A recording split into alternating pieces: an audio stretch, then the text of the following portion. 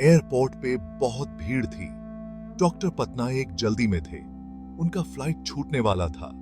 आज बहुत इंपॉर्टेंट दिन था। मेडिकल कॉन्फ्रेंस में उन्हें स्पेशल स्पीकर बुलाया गया था। ये उनके लिए बहुत बड़ी बात थी।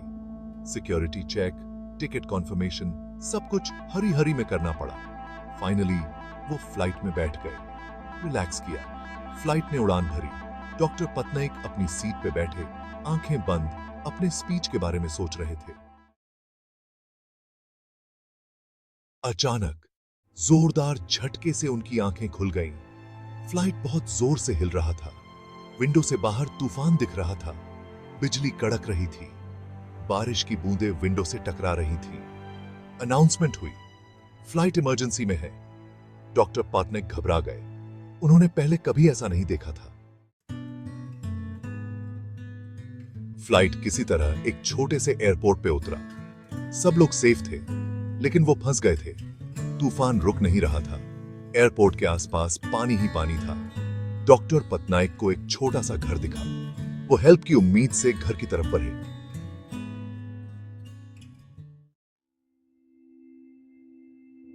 घर के अंदर एक बूढ़ी महिला थी। चेहरे पे शांति थी। उसने डॉक्टर पटनायक का वेलकम किया, उन्हें पानी दिया। महिला एक छोटी सी लकड़ी की चौकी पे बैठी थी। उनके हाथों में एक किताब थी, भगवद गीता। वो धीरे धीरे गीता पिया तेज रही थी। धीरे धीरे पी।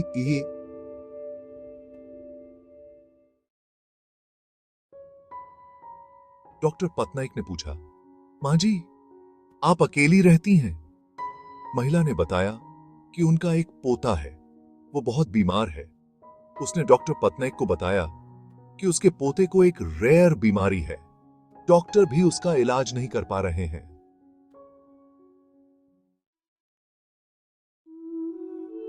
महिला ने कहा, मैं भगवान से प्रार्थना कर रही हूं। मुझे विश्वास है कि वो मेरे पोते को ठीक कर देंगे। उनकी आवाज में बहुत स्ट्रांग विश्वास था। डॉक्टर पटनायक ये देखकर हैरान थे। डॉक्टर पटनायक के मन में आया, ये महिला इतनी मुश्किल में है, फिर भी उनका फेथ अटूट है। उन्हें अपने कॉन्फ्रेंस की याद आई। उन्हें एक इंपॉर्टेंट स्पीच देना था, लेकिन डेस्टिनी को कुछ और ही मंजूर था। महिला ने डॉक्टर पटनायक को ध्यान से देखा। उसने पूछा, बेटा, क्या तुम डॉक्टर हो? डॉक्टर पटनायक ने कहा, हाँ मां जी। उन्होंने अपना इंट्रोडक्शन दिया।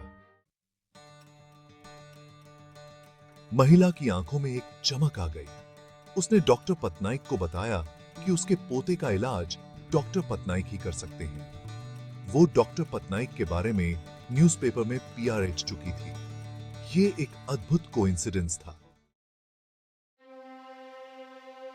डॉक्टर पटनायक इमोशनल हो गए। उनकी आंखों में आंसू आ गए। उन्होंने रियलाइज किया कि ये सब कोइंसिडेंस नहीं हो सकता।